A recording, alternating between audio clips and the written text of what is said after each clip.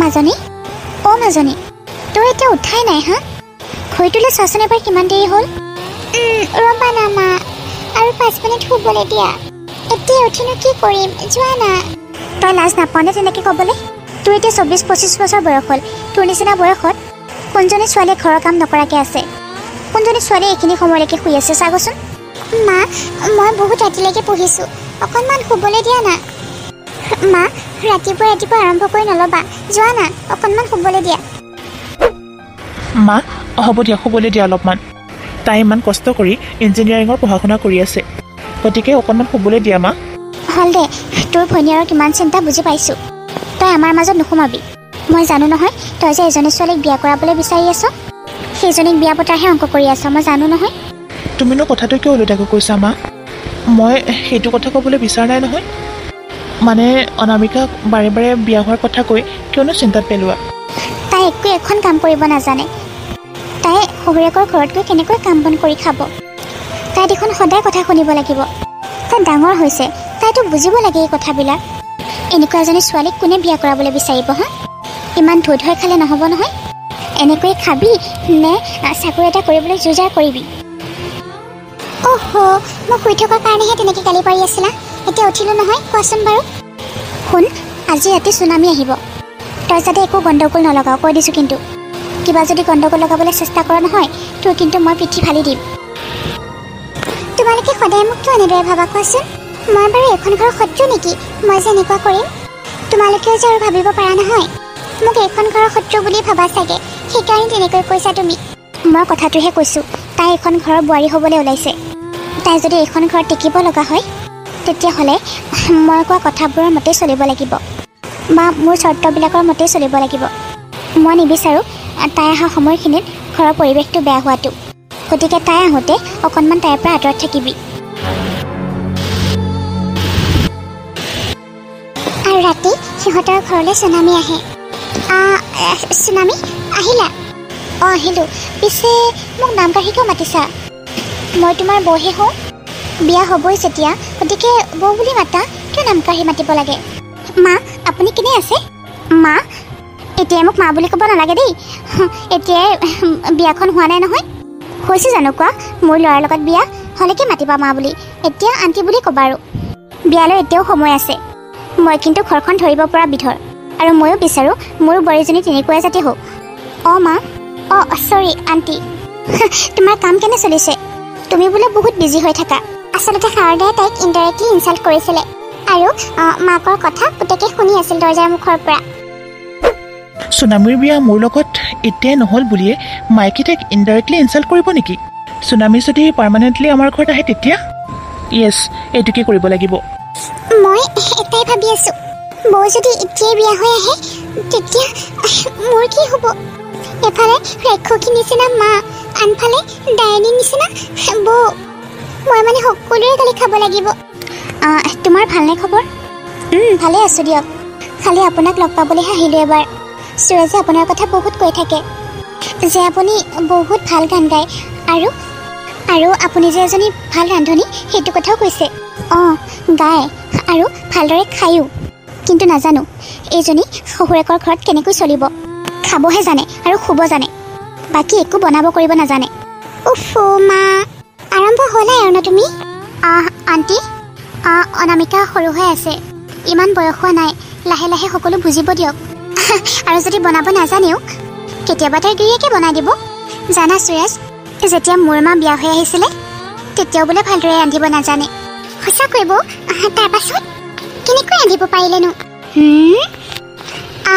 Tsunami বা কি কৰিলে আৰু মায়ে যেতিয়া বনাব নাজানে পাপাই বনাই দিলে আৰু বেচেৰী মাজনীয়ে কিমান দিনলৈ বেয়াকৈ বনাই থাকিলে বেচেৰা পাপাটোৱে কোনো অভিযোগ নোহোৱাকৈ সদায় খাই থাকিলে হাউ কুল কিমান ভাল ন দাদা ভালটো হয় সেইকাৰণে তোৰ দেউতা সোনকালে স্বৰ্গবাসী হ'ল তোৰ মাৰে সেৱা শুশ্ৰূষা নকৰিলে যে এজনী ঘৈণীয়েকৰ কৰ্তব্য নিজৰ গিৰিয়েকক ভালকৈ বনাই বনাই খুওৱা আৰু ভালদৰে সেৱা শুশ্ৰূষা কৰা আৰু এজনী পত্নী ঘৰখনৰ অন্নপূৰ্ণা বুলি কয় তই আজিকালি ছোৱালী যেতিয়া কি বুজি পাবি এইবিলাক কথা মাকৰ কথাটো অকণমান চুনামীৰ গাত লাগে আৰু তাই কয় আণ্টি ক্ষমা কৰিব অন্নপূৰ্ণা বুলি কয় এসোপামান জাবৰ লৈ যদি ঘৰখনৰ মানুহক ভালদৰে ৰান্ধি বাঢ়িও খুৱায় তেতিয়াহ'লে জানো কাৰোবাৰ শৰীৰত কিবা প্ৰভাৱ পৰিব?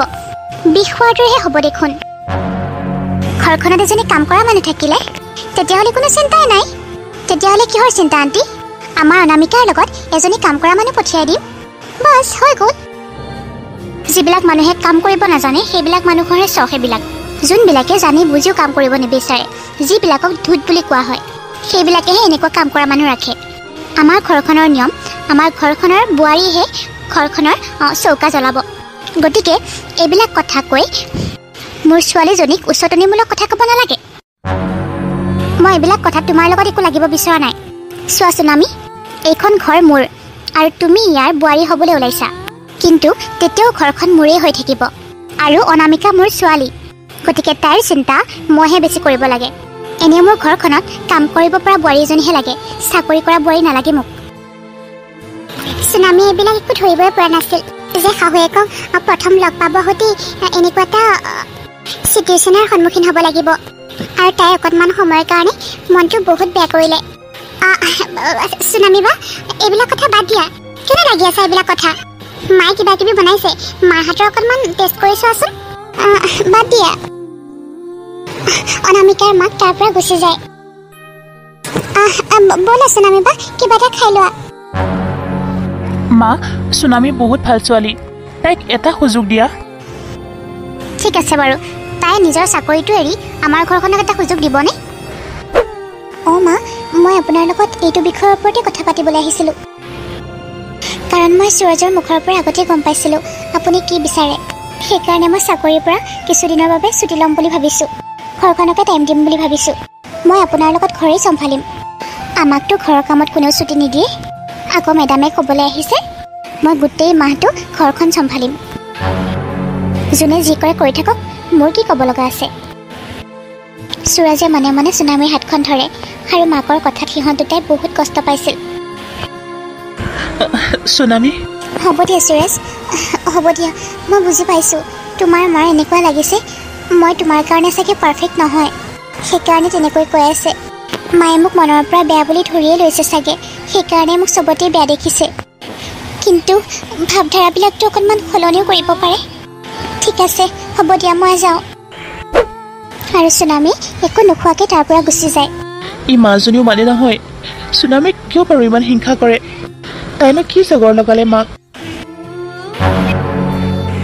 ভণ্টি, মায়ে চুনামিক কিয় বাৰু ইমান হিংসা কৰে? তাই মাকনো কি কৰিলে? নাজানো আৰু দাদা, মায়ে কাম চাকৰি এইবিলাকক লৈ মানে অলপ জ্বলে যে, সেইকাৰণে চাগে তেনেকুৱা কৰিছে। তোৰজনীক দেখা পাই মোক চাগে একো কৰিবই নিদিব। উফ, কি যে জঞ্জালত ফচিলোঁ নহয়, কি যে ঘৰখনত জন্ম হ'লোঁ। চুনামী বাই কিবা খাই গৈছেনে? নাই নাই, মায়ে যিহে কথা শুনালে আৰু ক'ত খাই যাব, নোখোৱাকৈ গৈছে। সঁচাকৈ দেই, মাজনী নহয়। মোকহে কয় আকৌ অশান্তি সৃষ্টি নকৰিবি বুলি, নিজেহে এতিয়া অশান্তি কৰি পঠাই দিছে।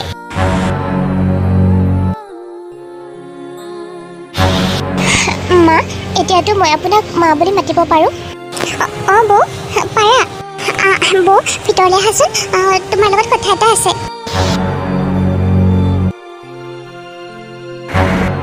বোৱাৰী, বোৱাৰী। অঁ মা, আমাৰ ঘৰত 3 লিটাৰকৈ গাখীৰ ৰাখোঁ। 3 লিটাৰ গাখীৰে এইখিনিহে গাখীৰ আছে যে, কি হ'ল মানে গাখীৰবিলাক? নহয় মানে মা, মই অনামিকাক মানে 3 টাইম দিয়া ষ্টাৰ্ট কৰিছোঁ। তই অনামিকাক 3 বাৰকৈ গাখীৰ দিয়? অঁ মা। অঁ, বুজিলোঁ।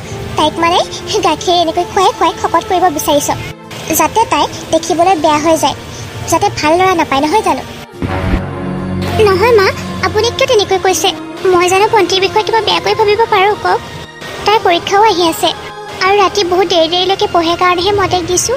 আপোনাৰ দৰে মই বেলেগ একো ভবা নাই মা।